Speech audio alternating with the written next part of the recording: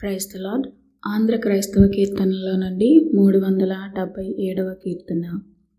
నన్ను కన్నయ్య రావినా యేసు, నన్ను కన్నయ్య రావినా ప్రభువా, ముందు నీ పాదార విందాము లందు నిశ్చల భక్తి ప్రేమాను పొందికగా చేయరావేనా నిందమానందమానంతమయ్యో పొంగ నన్ను గన్నయ్య రావినా యేసు, నన్ను గన్నయ్య రావినా ప్రభువా.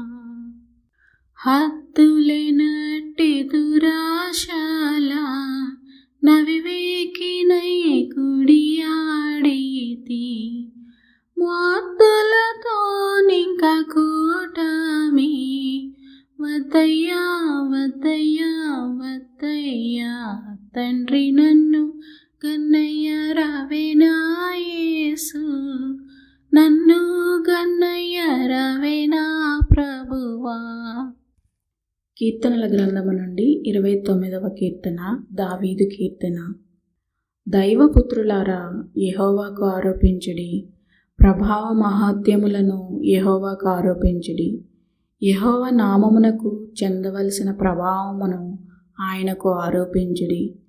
ప్రతిష్ఠితములకు ఆభరణములను ధరించుకొని ఆయన ఎదుట సాగిలపడుడి.